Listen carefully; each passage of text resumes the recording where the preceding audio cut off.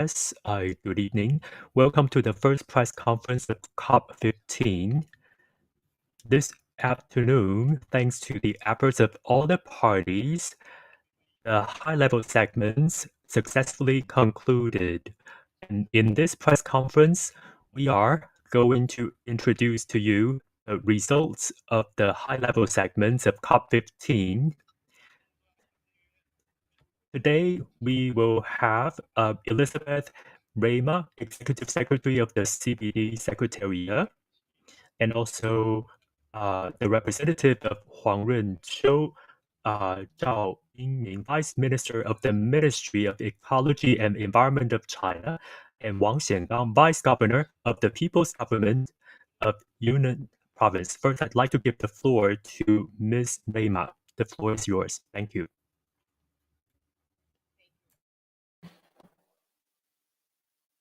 Thanks.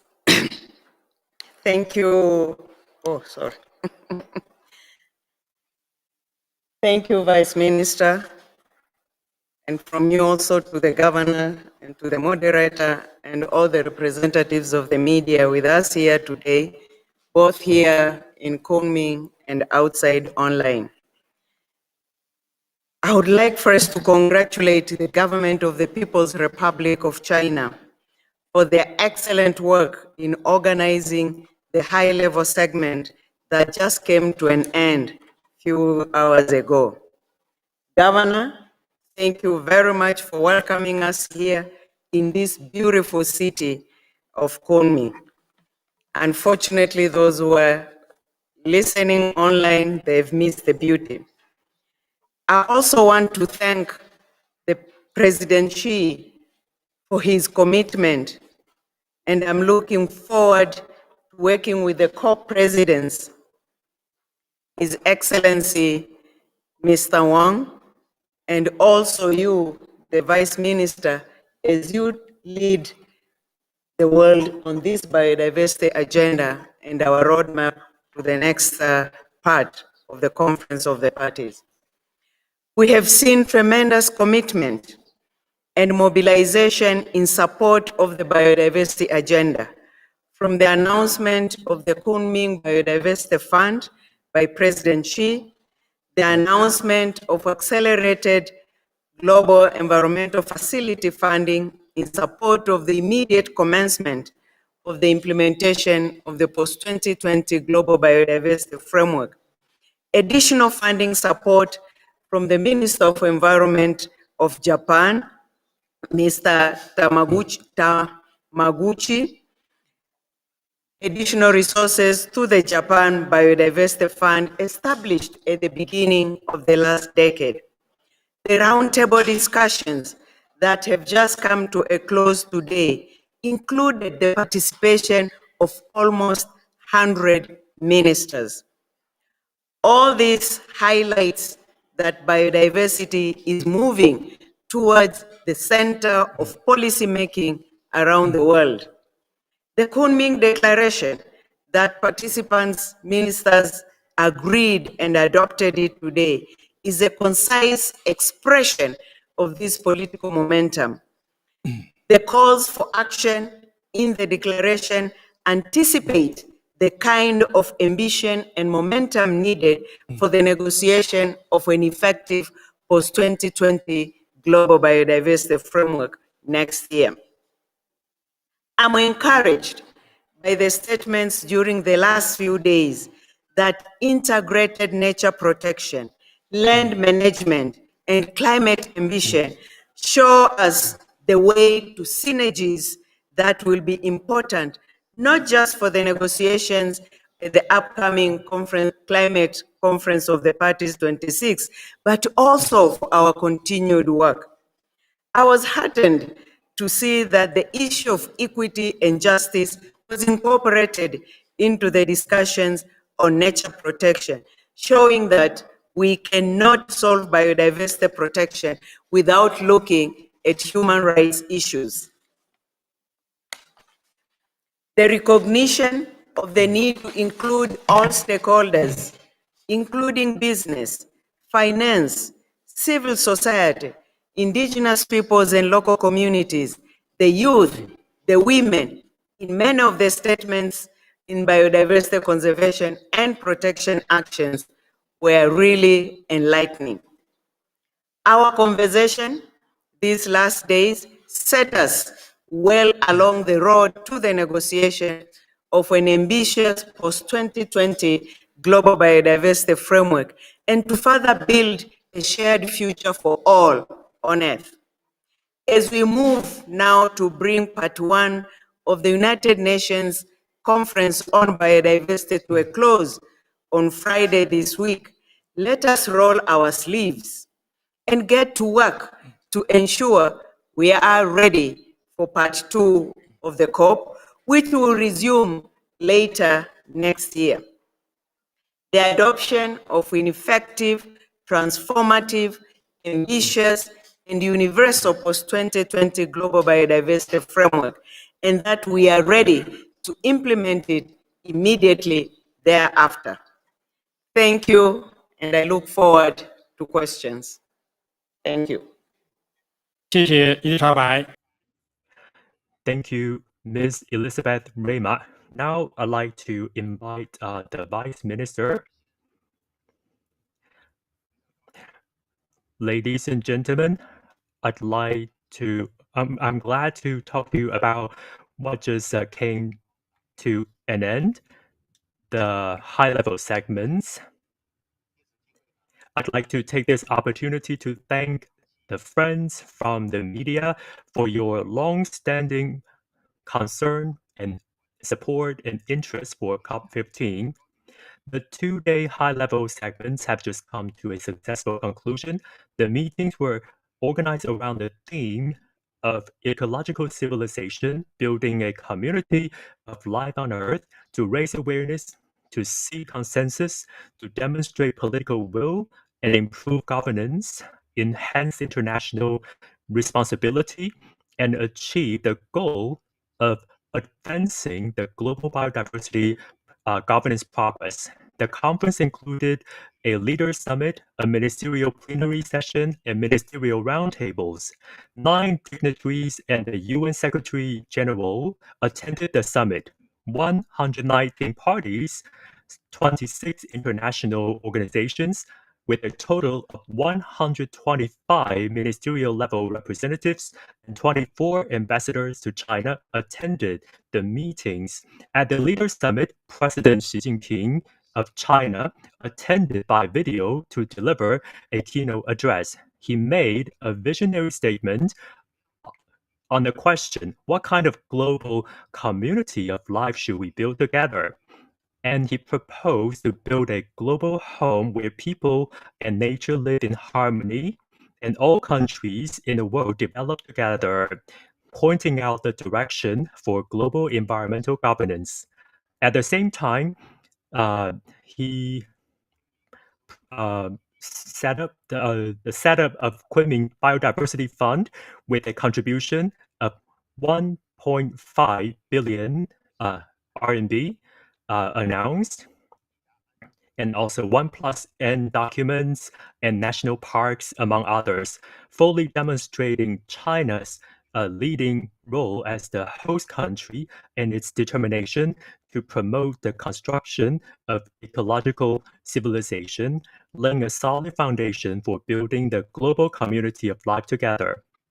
Vice Premier Han Zheng attended the Leaders Summit and delivered a speech.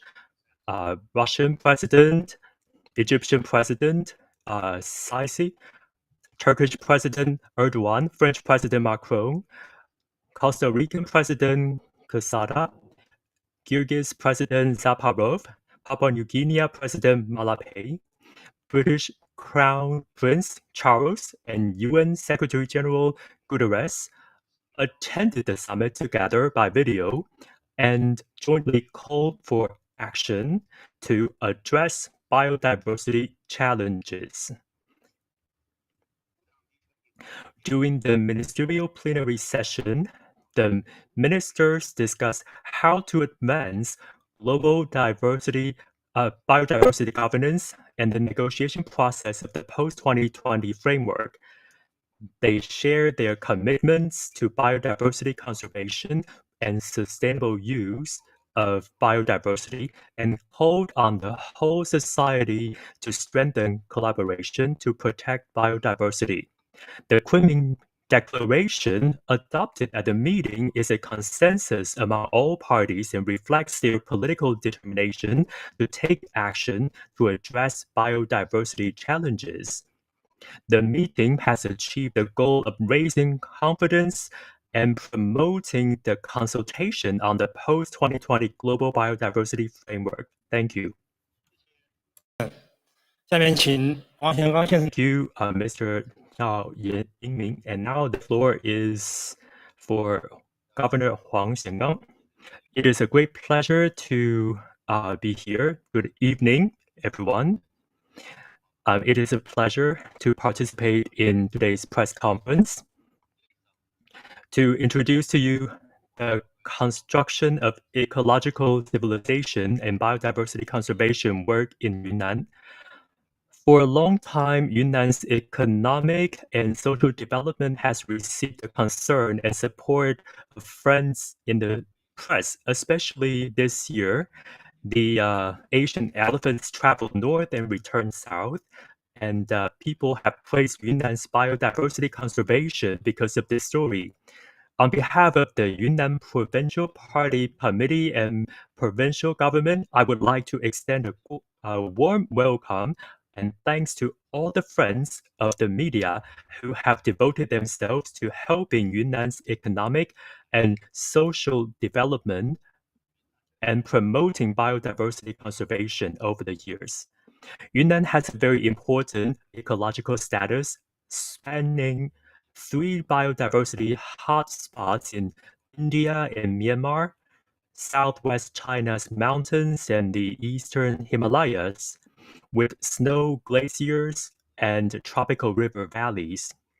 It is known as the treasure of China's biodiversity, and it is known as the kingdom of plants, kingdom of animals, and garden of the world.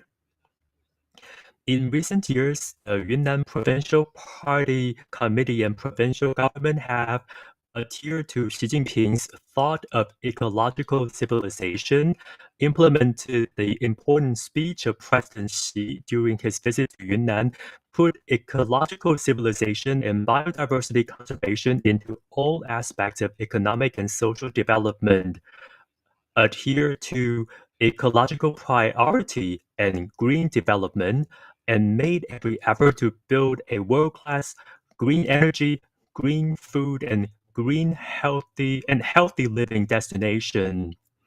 These 3 cards promote the positive interaction between different aspects, economic and biodiversity, and also leading ecological civilization. Yunnan's ecological environment quality has improved.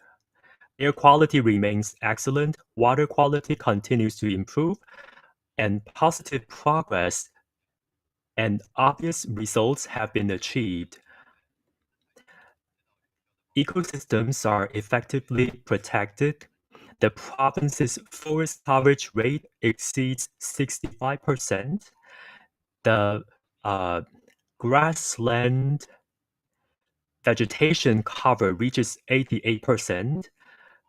Grassland ecological function continues to improve. Wetland protection rate reaches 55%.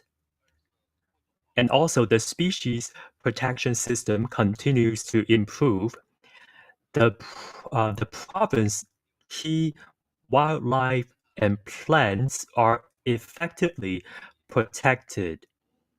And the number of endangered populations, such as different species like Asian elephants and Yunnan snub-nosed monkeys and huagai trees have steadily increased as a result. In addition, genetic resources protection is effective. Located in Kunming, the Southwest China Wildlife Repository has collected and preserved more than 24,000 species and 250,000 copies of various wildlife germplasm resources, making it the second largest wild planet seed bank in the world. Also, the local laws and regulations and policy system further improve. We are the first in China to introduce the regulations on biodiversity protection and implement the protection of very small species, publish a white paper on biodiversity and a list of biological species, and so on. Of course, biodiversity conservation does not happen overnight, but it is a process that requires long-term hard work.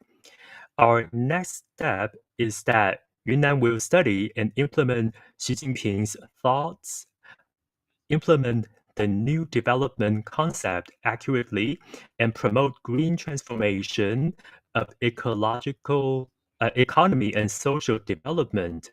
We will continue to strengthen biodiversity conservation, guard the blue sky and white clouds and green water and green mountains. We will build a solid ecological security barrier in Southwest China in order to maintain ecological security. Thank you all. Thank you, Mr. Wang Xiangang. Now we move on to the Q&A session. There will be two segments.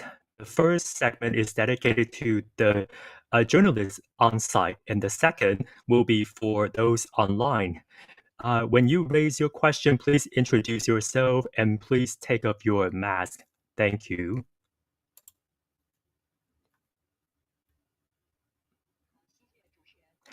Thank you. Thank you. Yes, Mr. Zhao. During the 2 days, the leaders and ministers focus on how to conduct the management post 2020. So in this high-level meeting, what kind of achievement you have and what are the implementation and value of the result? Thank you. 生物多样性是我们人类 Thank you very much for your question. Biodiversity have a very good foundation. However, we are encountering the deterioration of biodiversity, and also the quality has been deteriorated. There is a significant impact. Therefore, facing such a threat and challenge to our future generation and the well-being of the whole human beings. So international community need to do a comprehensive review about what I have done in the biodiversity, the lesson we learned, so we can move being forward to the next decade and have a new guideline. So after the COVID-19 pandemic, we have a very profound impact. The international community also is very concerned about the pandemic recovery, the impact to the biodiversity production. Therefore, at this critical moment, the global biodiversity production require high-level promotion and with state members' confidence to looking for the new concept and technology to promote biodiversity, to identify the key direction so we can promote better management for a stronger and better biodiversity production. With that, under the first stage of COP15, we organized high-level meeting to establish following three consensus. First, for the global biodiversity, promote a high-level policy, as Xi Jinping emphasized. So the contribution of global community require the focus of people-oriented and also based on the international regulation and also with a very comprehensive system. So we have a guide three visions and to make a good direction. all the nation leaders and the organization directors would like to advocate to enhance the protection of global biodiversity as well as the ecology. During the high-level minister meeting, all the organization directors and the ministers all agree that we need to enhance international collaboration to support innovative concept and increase the budget and the labor to open up a new era for biodiversity protection. Secondly is the announcement of the Kunming Declaration. During the meeting, all the delegates gathered together to reach a consensus. After a comprehensive, thorough discussion, we have adopted the draft of Kunming Declaration. That's one of the major achievements during this meeting. So we will inject a new momentum to promote the global community to moving toward a harmony of human and Mother Nature as a vision to 2050. So third is to pass endorse the new policy of biodiversity.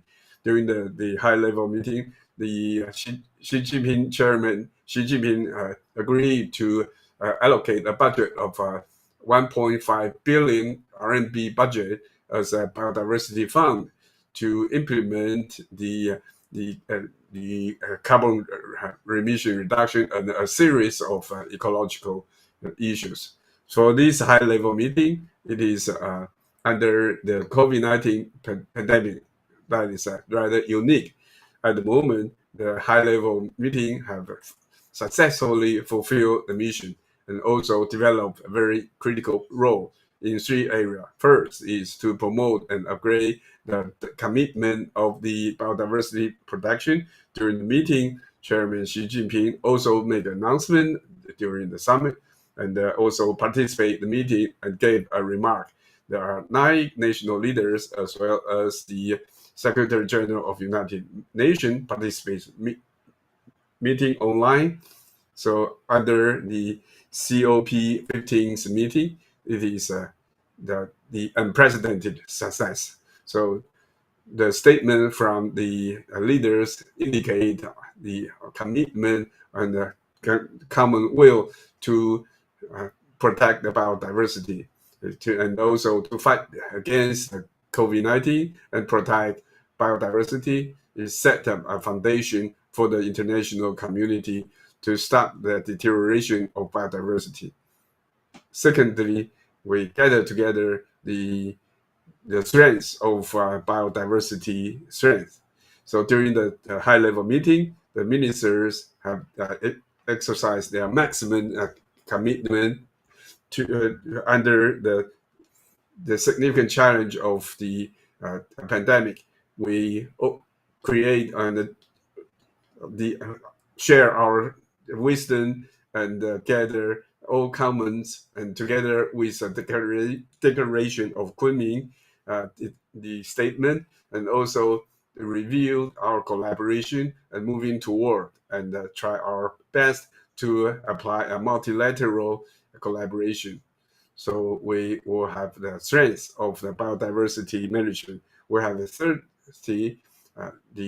after post 2020's biodiversity framework has the protection, the Kunming Declaration and our policy can help to promote the policy and enhance our commitment. So to provide the post-2020 framework and to strengthen the dialogue and the collaboration to establish a global biodiversity management. The high level also focus on the resource and the utility and enhance innovative and experience sharing to conduct in-depth discussion. We have promote 2 major policies and measurements to guide the framework. Thank you very much. Yes. Next question. Yeah, the gentleman with eyeglasses. Thank you very much. I will use English. Question of Executive Secretary Marema, please. How confident are you that the world can agree to more ambitious global biodiversity commitments when the previous 210 HE targets were not met? Thank you. Thank you very much, and a useful question.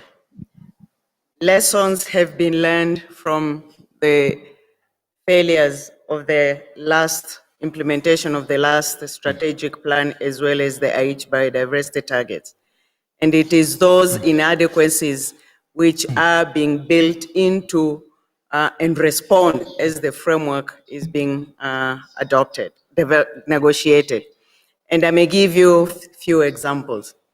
One, for instance, there was an expectation when the last Aichi targets were negotiated and adopted that it was the responsibility of the government for their implementation. We know very well biodiversity cuts across sectors, cuts across boundaries, and it cannot be the responsibility of just the government. So responding to that, the development process, and especially during this period, unfortunate period of the pandemic with our postponement of our COP, has enabled the co-chairs leading the process of the negotiations of the framework to consult different stakeholders through the virtual means. So they have had several thematic sessions with indigenous peoples, local communities, several sessions with the youth, and particularly the youth who were even able after that to conduct their own consultations and feed their inputs and comments to the co-chairs, consulted the business, the finance, literally all stakeholders. So that was a major lesson. Two, there was a time delay in the beginning or to begin to implement the Aichi biodiversity target. Many countries took a step back and began developing and updating their national biodiversity strategies and action plans.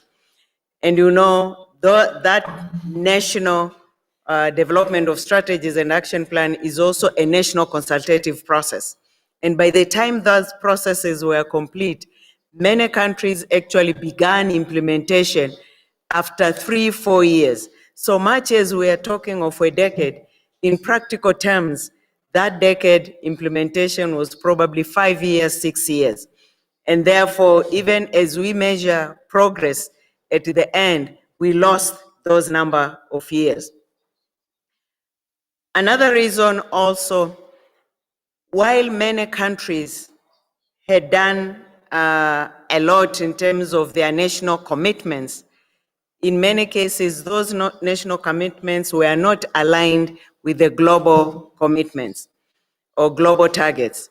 And of course, when we do an assessment, we look at the global picture, while in actual fact, at national level, a lot has been done. And to show that a lot has been done at national level, we are also saying there was progress which was made.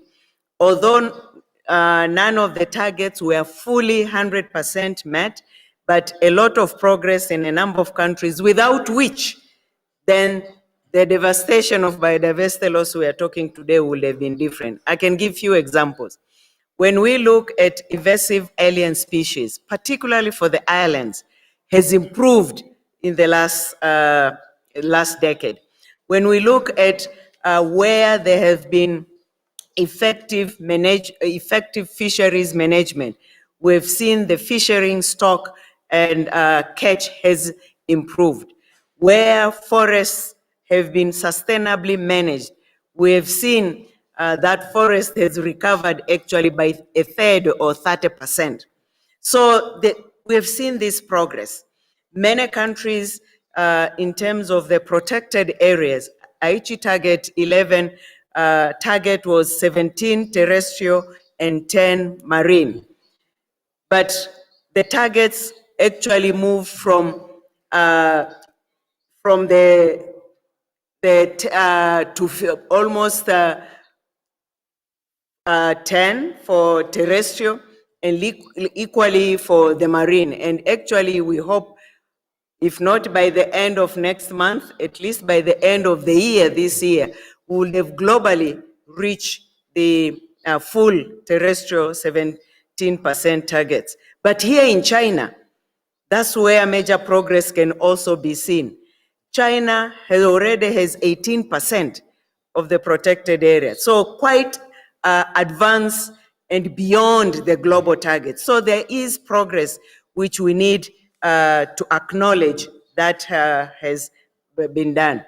What then can be done different? Number one, we are looking at the framework to really be a hands-on deck, to take a hands-on deck approach. What do I mean? We now need a whole of government, whole of society approach in the implementation of the framework when it is adopted in a holistic, integrated manner. So we need, at the time of planning, not only, again, ministries and departments of environment, but planning, agriculture, fisheries, forest, all government departments to be engaged.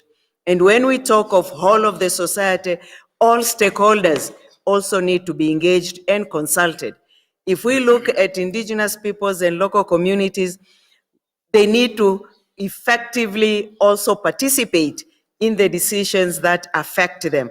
And by doing so, hopefully then also respecting their traditional knowledge, as we see here, we learn here in Yunnan province, and also recognizing their land rights. So these are some of those whole of society, whole of government, which is needed moving forward, learning from the past. Also, we are looking at the post-2020 framework, the targets to be simple and in a clear language with quantitative elements. So when we talk of protected areas, it's not enough to talk of 17%, or now we see, for instance, what we have in the draft 30 by 30, which also a number of ministers talk about. That is one, but we need also to ensure there will be effective management of those expanded areas and area-based conservation measures in those protected areas. We hope that the moment the framework is adopted, then implementation can begin immediately. And this is where we are delighted that the Global Environmental Facility has recognized that, and they've now teamed up with two implementing agencies, the United Nations Environment Program and United Nations Development Program, ready to kickstart and provide that enabling environment for countries to be able to begin implementation immediately when the framework is adopted. This is where also delighted that President Xi has seen the importance also of beginning implementation immediately, and that's came out with that establishment of the Kunming Biodiversity Fund to support developing countries. So we think this support, including, let's say, the Japan Biodiversity Fund and all other resources coming in, will enable to get then countries really begin implementation immediately when the framework is adopted. And we hope then, of course, national ambition and commitment will also be increased and be aligned with the global targets which will be in the framework. Probably stop there. Thank you. 好，请继续提问。 Next question, please. Thank you. This is from CCTV. Mr. Zhao mentioned that the Kunming Declaration is a very important result. So could you introduce to us the concrete content of the declaration? Thank you. Thank you for the question. Well, as a very important outcome of the high-level segments, China initially proposed the Kunming Declaration, and this afternoon it was adopted.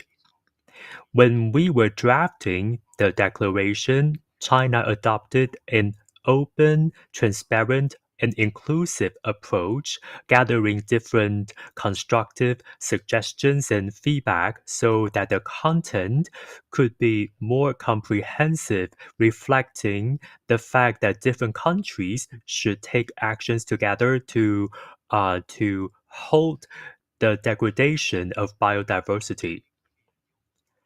In terms based on science, and this declaration aims to reach a consensus, emphasizing the fact that emphasize the urgency of facing global challenges and crises, and it shows that different parties are willing to have political will to commit. There are four aspects. First, the overarching structure is important. The post-2020 framework shows the value of biodiversity, and it's important in policy, legislation, and strategies. The mainstreaming of biodiversity, so that this provides a support for different countries' work on biodiversity. Second, to make the legislation more complete in terms of species and genetic resources, and also the sharing of genetic resources. Third, to understand the driving factors of the loss of biodiversity and put forward solutions. Fourth, to emphasize the participation of different stakeholders, encouraging them to contribute, and also multilateral synergies should be made. The Kunming Declaration reflects the theme of the conference, and it is also the first such document to reflect such a spirit. It gathers consensus, and it shows the fact that different countries work together, joining hands and coexist, especially against the pandemic. The international community is facing a lot of uncertainties, so it's ever more important to gather wisdom, power, and consensus worldwide in order to promote biodiversity protection. The Kunming Declaration is ambitious, pragmatic, and balanced, and the post-2020 framework will be guided and influenced by it. And the declaration guides a direction and foundation for following negotiations. The declaration calls for countries to take transformative actions and take more powerful measures, and to facilitate following communication and negotiations. The adoption of the declaration shows that countries make concrete contributions and take actions, the determination, and it also will inject new momentum for humans to coexist harmoniously with nature. Thank you. Next question, please. This lady over there. Thank you. I'm from Zhongxin. A while ago, the Asian elephant story raised a lot of attention. So I want to ask Governor Wang, how are you going to protect Asian elephants in Yunnan in the future? Thank you for this question. I'd like to take this opportunity to thank friends from the media and journalists. Over the past few months, you have been paying attention to the journey of these Asian elephants in Yunnan. There have been tens of thousands of reports, which are an important foundation and momentum for our continuing protection of Asian elephants in Yunnan. This journey of Asian elephants, I personally feel that on the one hand, This may have been a coincidence, but at the same time, it was also a necessity. It happened right before COP15. It was a coincidence. And there were exactly 15 elephants, which corresponds to COP15, and they were very close to Kunming. On the other hand, it was a necessity. Why do I say so? Well, when in your reports you mentioned that Asian elephants' journey was due to many reasons. A lot of experts are still researching on that. First of the reasons may be that since 1980s, the number of Asian elephants there has increased from about 100 to 300. Second, during Xishuangbanna and Kunming, over the past 2 decades, the forest coverage has increased. So these forests can support the lives of Asian elephants, allowing them to carry out this journey this time. This is why I said this is a necessity. These elephants travel northbound and return to the south. This is very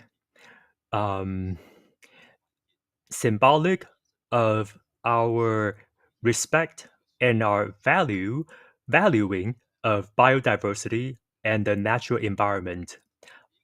I'd like to say a few more things. First of all, we still need to continue to enhance the harmonious coexistence between humans and nature. This is a very important consensus. Once we reach this consensus, it will serve as an important foundation, including the protection of elephants and also many other species. The government needs to be very, the government and the people need to keep this consensus in mind. When the consensus is made, it has to spread out and be turned into actions. So the first thing I want to say is that through this story, we should continue to promote this story and promote the work of protection of biodiversity so that more people in the public can value more biodiversity and the protection of wildlife. Second, we need to establish science-based control and management mechanisms for Asian elephants. Elephants in Yunnan live harmoniously with human beings in general, but sometimes humans still interact with these elephants. So in the long run, we need to have a mechanism of coexistence. It has to be soft and harmonious. We have to adapt to the living patterns of these elephants. This should only by doing so can this mechanism be a good one. For example, we need to have in the future some monitoring alerts and also reporting mechanisms, etc. These mechanisms were already used in a scientific manner to guide these elephants, to follow these elephants. And we learned from this journey and we concluded these mechanisms. And in the future, we need to continue to study these elephants. For example, the interactions between them and humans. Third, scientific research needs to continue and be enhanced. Honestly speaking, human beings' research on nature and on elephants has been fruitful, but during this journey of elephants, we realized that we still lacked a lot of understanding about elephants in general. So this journey of elephants provided a scenario and a platform for every elephant expert in the world, especially in China, to follow their journey and learn a lot from them on a daily basis. Their eating, their drinking, their sleeping were studied significantly. I'm sure that in the future, these will become a very important foundation for us to manage these elephants. The fourth is to accelerate the establishment of tropical forest national park in Xishuangbanna. President Xi yesterday mentioned the establishment of the first batch of national parks. I'm confident that we have the conditions ready, and we also have the determination to apply for the establishment of a national park for tropical forests and also Asian elephants so that we can really achieve a harmonious coexistence. Thank you. We still have a lot of friends online, a lot of journalists online participating in our press conference. According to the arrangement of the Secretariat, previously the Secretariat gathered some questions from the media online, and the Secretariat press official, Ms. Yuska, will raise the questions. Now, here is a question from Tasudu Aidu, and the news agency is Kyodo News. And this is a question for the Executive Secretary. Here is a question. As for a resource mobilization, Chinese action on the Biodiversity Fund is important one step forward, and I am happy to see Japanese pledge. However, it is only a small step, and more resources will be needed to stop biodiversity loss.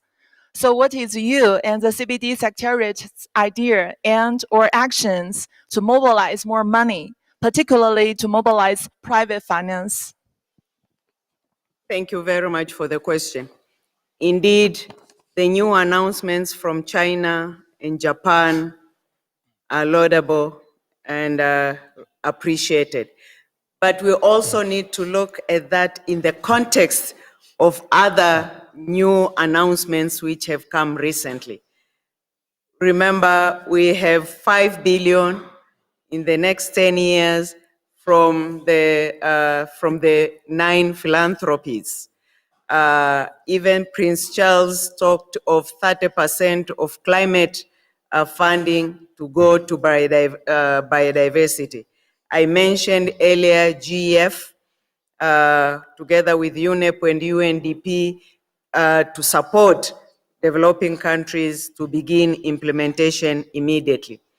In addition, one of the also concrete example, particularly for non-state actors, to show what they are doing, because it means also resources they are spent, is the initiative which was initiated by the former president of COP14, government of Egypt, and upcoming president of COP15, China, called Shemal-Sheng to Kunming Action Agenda for Nature and People, which allows non-state actors to already make commitments in a platform and share these commitments with others.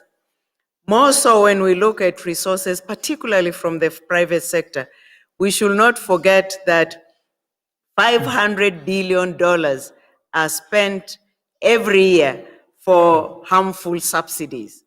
So if these resources are repurposed, redirected, and shift from biodiversity negative activities to biodiversity positive activities, already there is over 500 billion every year. If also then countries really move, transition to what I talked about, hands on deck, whole of government, whole approach, through particularly mainstreaming biodiversity in all sectors of the economy and the country. There will be resources there because of the common activities which could be undertaken and which have multiplying effect, agriculture, forests, and the like. Again, resources, there will be core benefits in terms of having resources being spent on others' activities and therefore avoid duplication or contradiction. So resources are there. And then, of course, it's hopefully that, particularly through mainstreaming, countries, governments will be able to show their own commitment in terms of national resources. Because even international flows, which is expected hopefully to double, to increase, the donors will want also to see commitment from the countries. So if some of these resources are repurposed, mainstreaming, that commitment will encourage additional resources. So what has been announced by itself is not enough, I agree, but we have to look at it in the bigger context with other resources. And that I will also add the recent commitments by different groups. We have pledges for nature, which have been made. We have high ambition coalition, 116 countries, no, about 90 countries already. And these are the countries which are proposing 30 by 30 protected area, protected sea and land in future. So if these countries are calling for 30 by 30, we hope that 30 by 30 will be accompanied with effective management of these protected these areas. And if it is accompanied by that, it means these will be national commitments also in terms of resources going into the implementation of the convention. We also have Global Ocean Alliance. So these are, again, where commitments are being made in terms of what actions countries will take to make sure the oceans are not choked with plastics, to make sure fisheries management is sustainable so that the fish stocks can improve and the like. Thank you, Elizabeth. Here is another question also for you. This is from the reporter, Mr. Patrick Greenfield, and the news agency is The Guardian. And here is the question. What has the response been to your call for more vaccine provision for those that wish to attend Geneva or Phase 2 of Kunming? Indeed, the next face-to-face meeting, as has been decided by the parties, will be in Geneva in January. So the government of Switzerland itself is also, we are in consultation in terms of helping and supporting countries with the healthy requirements, and we'll see how vaccination will be. But we are also in direct contact with the United Nations operational support, so that where the UN is, hopefully we can use also those facilities in those countries to also support vaccination for those who will need. We are also learning currently from the government of UK as well as from our colleagues, Climate Change Secretariat, because those who will participate in the Climate COP26, those who need vaccination will be supported. So again, we are in this consultation to see how we can also piggyback and learn from that. But also, as the result of our recent meetings, particularly just end of August, September, where we had the first part of the third meeting on the development of the post-2020 Global Biodiversity Framework. We did a survey in terms of how that virtual meeting and the discussions was. And one of the questions was also to check how many have been vaccinated. To our good surprise, out of those who filled the questionnaire, we actually found 90% had been fully vaccinated, except for Africa, for instance, was only 63%. But even when we talk of 63%, is not a small percentage. And these 63, some had been fully vaccinated and some not yet fully vaccinated. And that was early September. So which means by January, then the 63% will be fully vaccinated and 90% will be fully vaccinated. And that statistics probably also may increase. But nonetheless, we are still working with these specific arrangements. And of course, we'll soon come to also our president, the government of China, to see how we can also together help and support countries and delegates those who will need to be vaccinated before they can travel to Geneva. 刘淑珊女士继续代为提问。谢谢主持人，谢谢 ，Thank you Elizabeth。So question，下一个问题呢是提给生态环境部副部长赵。Next question is to Mr. Zhao Yiming, the Deputy Minister. This is from the AFP. So, what does the ES think about the Kunming Declaration adopted today? Is it ambitious enough? How do you make sure that when you build the national park, it will not cause a certain enforce the relocation of the residents? Thank you very much. Thank you very much for this question. With regard to the management establishment of the national park, the Chinese government really value the engagement of local community and the protection of local indigenous people. Especially recently, we combined with a comprehensive community or society establishment to put ecological establishment and the protection as well as the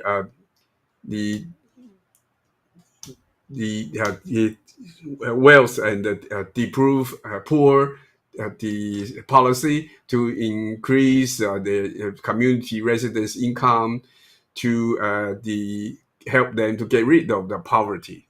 So following our measurements, first is according to the law to protect their engagement, community engagement. Our law has declared that the establishment of the community should protect their productivity and also engage their opinion before we implement any action, and to respect their demand. We promulgate the guideline of the natural resources. We have specifically point out to protect the local residents' right, encourage them to engage the relevant activities, and also protect them to conduct the environmental friendly activities. So those laws, regulations, and the system, and from legal aspect, we are trying our best to protect the indigenous people as well as the local community with regard to their right of living. So through our implementation of those regulations, actually, we indeed have found that through the establishment of the national park, we have promoted community to engage the establishment of the national park. We really implement the consensus direction for the community as well as national policy. Secondly, we encourage local people to actively engage the activity like the wetland, the staff or forest staff or national park staff through the engagement of those positions to engage the environmental protection activities. So they turn from the user to the protector, so they can have income through the ecological protection. And so in the past, they are rivalry. Now they are hand in hand and teamwork. So after 1916 in Tibet, in Qinghai, we provide more than 900,000 of ecological positions. And then so we have helped the farmers. And so through Sanjiang National Park, we have utilized the national park system to provide the roles and one job per household. We have 70,221 staffs work on this project. Each year, they can increase about 21,000 RMB income. So through the daily surveillance, animals, protection and anti-poaching and the illegal traffic, especially like the Panda National Park, we have 13,000 positions for the local people to engage the protection of biodiversity. The third is encourage the community member to engage the green mountain and the blue sky activities, encourage the residents to participate spatial management and for those exploration. For example, Sanjiangyuan National Park will authorize the community special rights to operate their business and organize the nature reservation festival for 4 days and to bring abroad 460,000 RMB's income. So that's the transformation of capital. And also at Wufen, the autonomous county in Hubei province, we through the honeybee harvest and also the plantation and also assessment of biodiversity protection. We have helped about 3,500 residents under the low income, so to increase their the salaries. So this is supported by the United Nations about 110 the best performance examples. We have we have received the award of outstanding example. The next is to promote community development through the wetland, forest, and the grassland, and the reimbursement and subsidiary. The central government provide local government to develop the ecological production, and through the expanding about the key ecological sites, and the coverage and the support to implement those ecological production and the community with a win-win situation. Last year alone, the central's support to the local government is reached about 70 billion RMB. So how to make the best use of the relationship between the community and the ecological protection area? That's one of the key challenges for biodiversity protection. Here in China, we have tried several measurements and with some good achievements. So we are willing to share our experience with international community and then have an in-depth interaction with the global community to promote green mountain and the blue sky. Thank you very much. Then now we open for the last question. Thank you for the moderator. Secretary Elizabeth again. This is a question from the news agency AFP. It is quite a direct one. So what does you think about the Kunming Declaration adopted today? Is it ambitious enough? Thank you very much. In short, very happy with the content of the Kunming Declaration, and indeed, it is an ambitious one. It's ambitious because within the declaration, it already proposes what need to be considered in the framework to make it even more ambitious. So it has provisions, paragraphs dealing with mainstreaming, which I've talked about, whole of government, whole of society approach, redirection or redirecting subsidies, shift of financial flows from nature negative to nature positive, rule of law, which is key because we need policy regulations to create that enabling environment.